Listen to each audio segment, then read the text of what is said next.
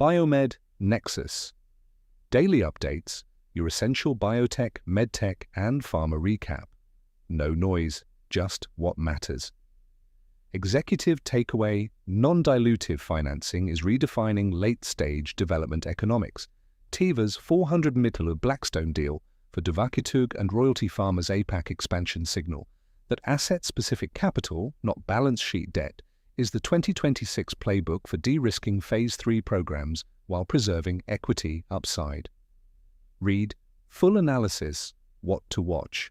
The TL1A validation, Teva's $400 million Blackstone financing for duvakitug cements TL1A as the next TNF in IBD, with Sanofi co-developing and Phase 3 trials underway in UC and Crohn's. Watch for competitive positioning data later this year. FcRn dominance play, J&J's fifth fast track for nipocalimab, now SLE, signals a rolling review strategy across autoantibody indications. The race against Argenx's Vyvgart for second-wave markets is intensifying. Royalty Pharma's APAC pivot, Kenneth Sun's appointment as head of Asia, reflects a 130B+ out-licensing opportunity. Asian biotechs moving from me-too generics to first-in-class assets will increasingly tap royalty-backed structures over dilutive equity. Top stories: Teva, Blackstone, $400 million strategic funding for duvakitug. The deal: Teva and Blackstone.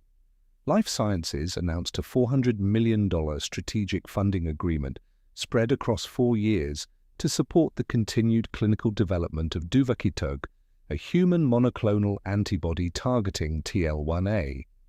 The terms: Blackstone will be eligible for regulatory and commercial milestones, plus low single-digit royalties on worldwide sales.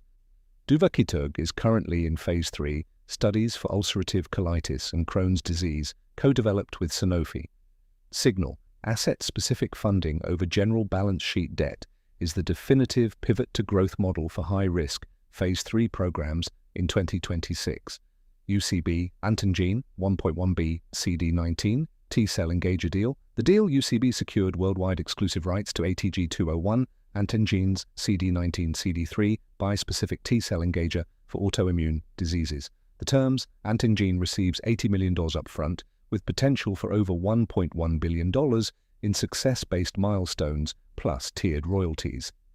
Signal: the massive deal size validates Antengene's steric hindrance masking technology, designed to reduce cytokine release syndrome (CRS) risk, a critical differentiator for TCEs moving into autoimmune indications.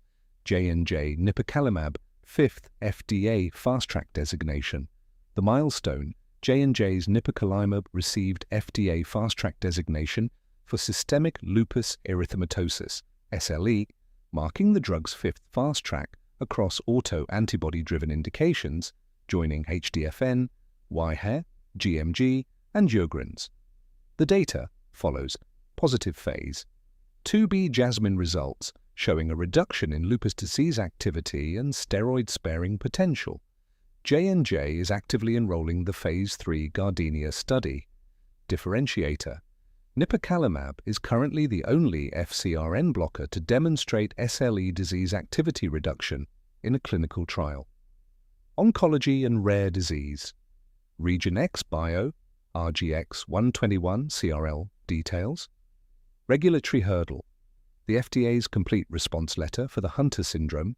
Gene therapy cited concerns about phenotype classification, external control comparability, and whether CSF heparan sulfate levels adequately predict clinical benefit. The demand: the agency recommended a prospective, randomized, sham, surgery-controlled study. Region XBO plans to pursue a Type A meeting and potential resubmission with longer-term data. Sino Biopharm, NMPA approval.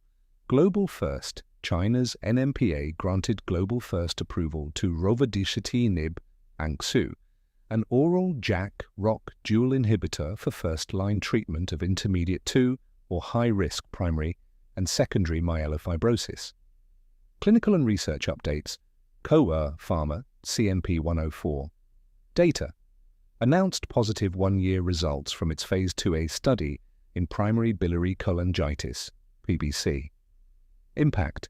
Data showed restoration of immune tolerance and a sustained, statistically significant separation of liver stiffness versus placebo 12 months after only 2 doses. Long Bio Pharma LP003 superiority. Data reported positive phase 2 results in chronic spontaneous urticaria at the OLAI annual meeting, demonstrating statistically superior efficacy versus Novartis's Xolair or omalizumab in a head-to-head comparison. Timeline phase 3 for CSU is expected to start H1 2026. BLA submission for seasonal allergic rhinitis planned by Q3 2026. Corporate developments Esperion 75 Bemiplus acquisition. M&A entered a definitive agreement to acquire Corstasis Therapeutics, gaining Enbumyst bumetanide nasal spray, the first and only FDA-approved nasal spray loop diuretic for edema associated with congestive heart failure. Terms: the deal includes $75 million upfront, up to $180 million in milestones and worldwide royalties, expected to close Q2 2026. BioMarin Amicus merger. Approval. Amicus stockholders formally approved the $4.8 billion BioMarin acquisition at a special meeting, 74.79% represented, overwhelming majority in favor. Impact. The transaction adds Galafold and Pombiliti plus Opfolda to BioMarin's rare disease portfolio. Expected to close Q2 2026. Royalty Pharma APAC expansion. Leadership appointed Kenneth Sun as SVP and Head of Asia, based in Hong Kong. Context. The appointment follows explosive growth in Asian out-licensing, which exceeded $130 billion in announced transaction value in 2025, up from approximately $14 billion in 2021. Policy and Public Health Unicore, FDA, AMT 130 update. Regulatory shift. The FDA confirmed it. Strongly recommends a prospective, randomized, double-blind, sham surgery-controlled Phase 3 study before Unicore can submit a BLA for its Huntington's disease gene therapy. Impact. This represents a significant reversal from prior FDA communications that had endorsed the Phase 1/2 program for accelerated approval. Unicore shares fell more than 35%. CMS Crush Initiative policy. CMS is accepting comments on its comprehensive regulations to uncover suspicious healthcare. Crush request for information, seeking input on strengthening fraud prevention across Medicare and Medicaid. Read Full Analysis Biomed Nexus Pro. Institutional Intelligence Brief in today's Pro. Brief. The non-dilutive capital wave, why Teva's Blackstone deal is replacing traditional series rounds for Phase 3 assets. The sham control re-rating, how the FDA's sudden pivot on Unicore and Region X Bio forces a massive risk recalibration for CNS gene therapies. Esperion, ESPR, risk framing, modeling the Enbumyst launch against payer resistance to a nasal premium. Upgrade to Pro today. Read full article. Selective 2026 sponsorship placements are available. Reply directly to discuss a partnership or submit an inquiry here.